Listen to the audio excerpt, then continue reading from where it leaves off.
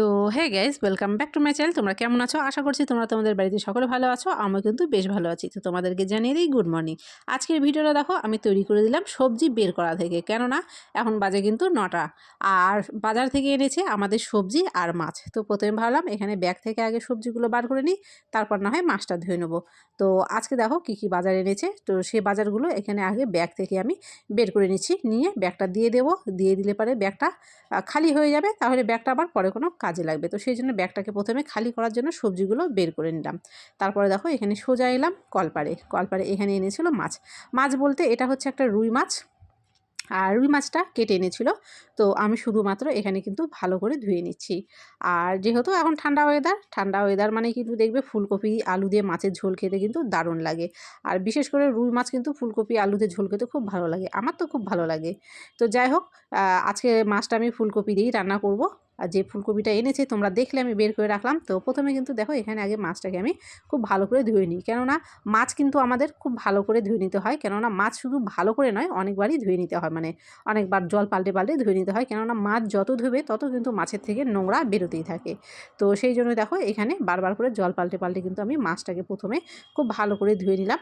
তারপর কিন্তু মাছ ধোয়া হয়ে গেলে সোজা দেখো এখানে চলে এসেছি রান্নায়। আর রান্না বলতে কিন্তু আমার ভাত হয়ে গেছে, ভাত নামিয়ে নিয়েছি, আর মাছগুলোও দেখো এখানে ভাজা করে ফেলেছি, করে কিন্তু এখানে রেখে দিয়েছি। আর যেহেতু বললাম ফুলকপি আলু দিয়ে ঝোল করব, তো সেই জন্য কিন্তু সবজিটাও কেটে নিয়েছি, নিয়ে কিন্তু দেখো এখানে ফুলকপি আর আলু ভাজা কিন্তু আমি বসিয়ে দিয়েছি। মানে ফুলকপি আলুটা ভাজা করে নিয়ে তারপরে মশলা দিয়ে আমি রান্না করব।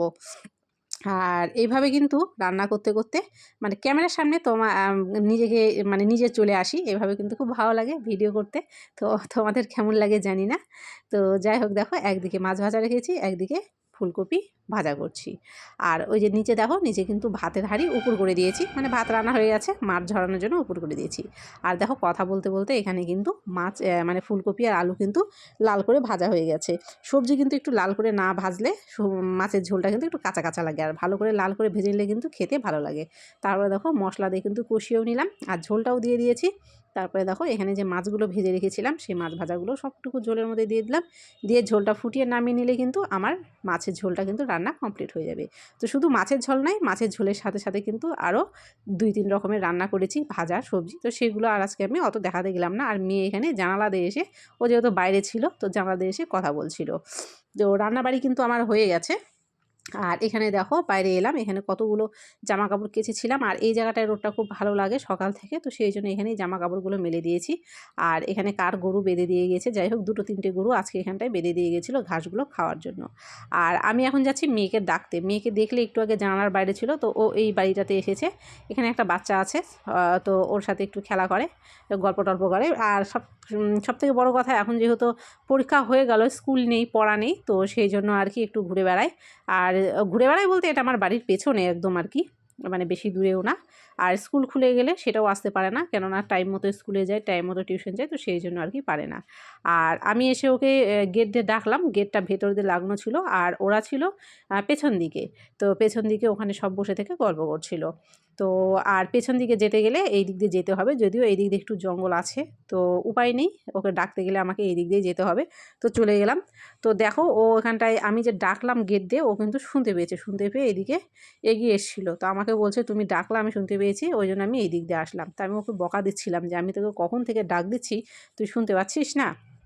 তো যাই হোক, ওকে নিয়ে কিন্তু দেখো সোজা বাড়িতে এসে ভাত বেড়ে দিলাম। আর আজকে অনেক কিছুই রান্না করেছিলাম, ভাজা ছিল, সবজি ছিল, আর দেখলেই তো মাছের ঝোল ছিল। তো এখানটায় খেতে বসে পড়লাম সকলে মিলে। আর খাওয়াটা প্রথমে সেরে নেবো, সেরে নিয়ে কিন্তু দেখো তারপরে আর অন্যান্য অনেক কাজ আছে, সেগুলো কিন্তু করে নিতে হবে। আর তোমাদেরকে বলাই হয়নি, আজকে কিন্তু আমি স্নান করিনি, কেননা আজকে আমি একটু শুয়েছিলাম, মানে শুয়েছিলাম বলতে সকালবেলা, মানে ঠান্ডা ওয়েদার তো সকালবেলা উঠতে ইচ্ছা করছে না, তো একটু দেরি করে ঘুম থেকে উঠেছি, তো সেই জন্য দেখো সকালে আর আজকে আমার স্নানটা হয়নি।